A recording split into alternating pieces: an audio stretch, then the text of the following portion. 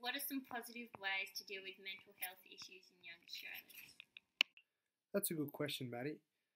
By utilising the developmental assets of resiliency framework as part of the resilience paradigm, people experiencing mental health issues um, will have the ability, I guess, to bounce back and be resilient under this framework, which reduces the likelihood that students will engage in poor decision making and experience adverse life outcomes in general. And what are some contributing factors to facilitate this change? Well, under that framework, there are 40 developmental assets or building blocks for young people to succeed, I guess, in any given environment. Um, and without naming all of the assets, probably the most important external assets are support and empowerment.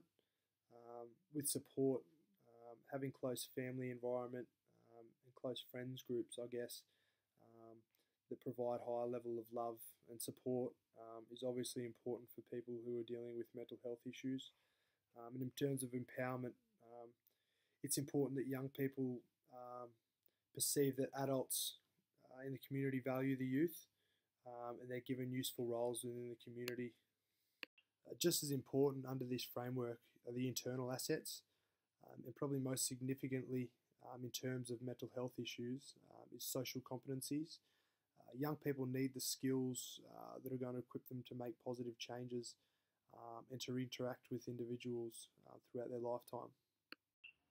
Are you able to give an example of resiliency in regards to mental health? Yeah, there are a number of different ways that people can show resilience. Likewise, there are a number of different mental health issues related to anxiety and depression. Probably most relevant to this framework, I guess, is avoidance personality disorders and disorders where people experience social awkwardness. Under the developmental assets framework, the most relevant key points, I guess, are personal power and self-esteem. Personal power relates to where people feel like they have control over their own environment.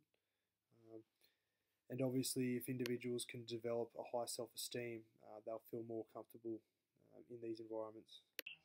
Thanks, Dale. You've given me a good insight into the Positive Youth Development Framework and how it relates to resiliency for mental health in young Australians.